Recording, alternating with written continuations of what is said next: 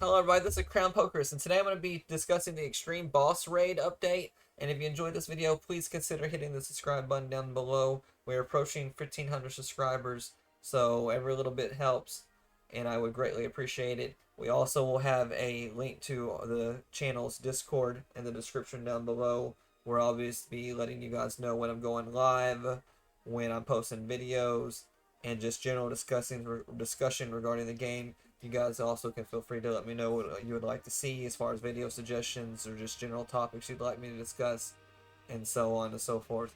With that being said, there's 3 tweets I want to discuss in this video, so let's go ahead and get started with the first one. The first tweet we're going to talk about, it says, we are currently holding a player rank experience 1.5 times in-game event until 10:20 at 7:59 PDT as an appreciation to your continued support for SAOFD. Don't miss this chance. And I really do agree with this tweet. I would not miss this chance because it's only for 3 days.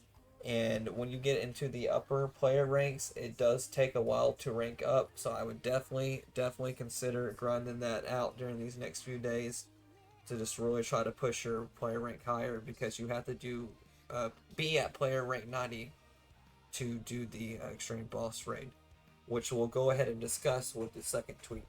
And it says, SAOFD announcement introducing Extreme Boss Raid. A high difficulty raid against a Skull Reaper subspecies will be available at a select time with the player rank of 90 and above.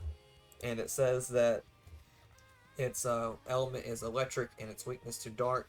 But the thing I really want to draw attention to is a special rule box that says players will not be respawned if they are not revived within the limit when downed. In above case, if player is not revived when down, their raid is over and they will not receive any reward. I really think that's cool and interesting, to be honest. I feel like having like really high stakes and the ability to not get gear is really interesting in my opinion. It gives the more hardcore players something to kind of have fun with, a little bit more of a high stake, high reward, so to speak.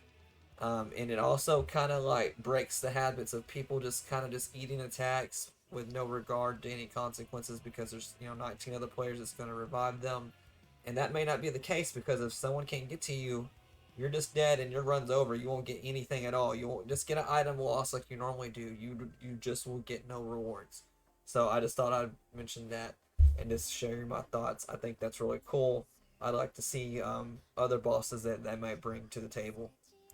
And that will bring you to my final tweet, which is just discussing the availability schedule of this boss raid. And it says, we have adjusted the schedule for extreme boss raid based on players' input. We are also planning to adjust the availability of the sessions for coming months. Thank you for the continued support. A few things I want to discuss about that is I'm glad that they are listening to input of the player base. I really feel like that's like a good thing for them to do.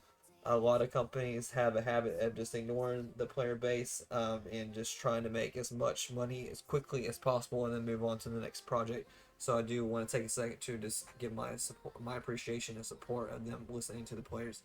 The other thing I want to discuss is that it looks like it's only going to last until the 20th of October. So I would definitely try to get the level 90 and do this event if you can.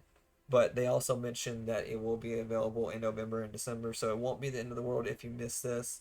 But definitely try to do this if you can. And all of this time is in PDT. So if you don't know what your PDT time is for where you're at, just go ahead and Google that and look that up, because you'll need to know what time it is on PDT in order to catch these events, because they are gated in specific times.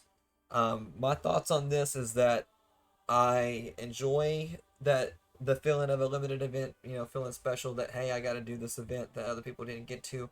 But at the same time, if you have work or if you have a family or something like that, you may not be able to get on the game in the next 4 days.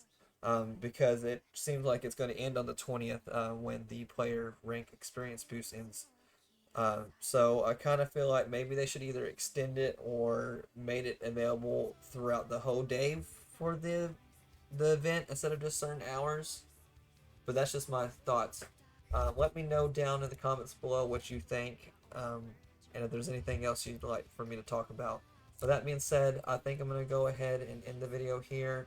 We have plenty of videos in my channel. If you want to check those out, we have the hidden collectibles, the entire main story, up until the Straya DLC, because the Straya DLC just launched, so we don't have the collectibles for that yet, but it should be coming soon.